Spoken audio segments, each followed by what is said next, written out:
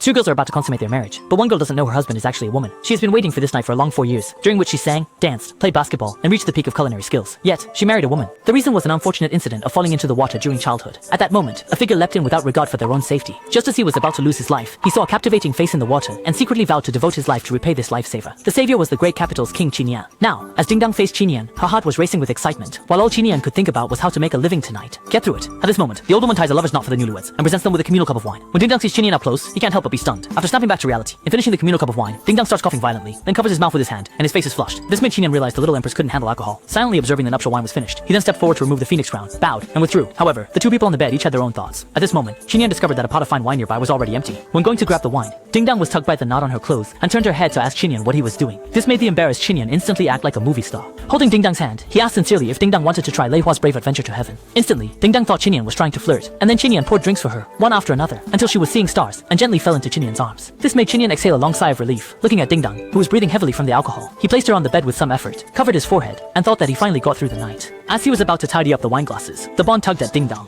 accidentally exposing him, which made Qinian hastily cover him with a blanket and undo their bond. Turning around, he adjusted his sleeve and smelled the scent of alcohol, thinking about his shameless behavior just now, tying her hair while sighing helplessly. Then he slowly exited the room, took off the robe, revealing his fragrant shoulder, and sighed again that he couldn't keep the secret this way. After changing clothes, Qinian went back to bed and slept until morning. The morning light first woke Ding Dong, and seeing Qinian still asleep, Ding Dong stared wide-eyed at Qinian's face. She marveled at the handsomeness of the recruiter, and while wanting to sneak a kiss before Qinian woke up, she silently thought that since they were already married, it shouldn't be a problem. However, just before she could kiss him, Qinian woke up. This made Ding Dong flustered, and her face turned red with embarrassment, while Qinian tightened his clothes and asked Ding Dong, "What's up? Why are you up so early?" Ding Dong was staring at Qinian's chest, examining her body, and asked if Qinian did anything embarrassing last night. This puzzled Qinian, who repeated Ding Dong's question. Ding Dong immediately added that there would be marks if a married couple consummated. After saying that, she nervously hid under the covers, which also made Qinian blush, turning his head and responding, "Of course there is," and then whispered while covering his mouth with his hand, because last night, he was gentle, so there were no marks left. Hearing this, Ding Dong happily said how good Qinian was to her. This made Qinian think to herself how easily Ding Dong was fooled. The cheerful Ding Dong immediately wanted to help Qinian wash up. Before Qinian could respond, she added that she would be nervous for her first meeting with the Empress Dowager, and asked Qinian to definitely help her.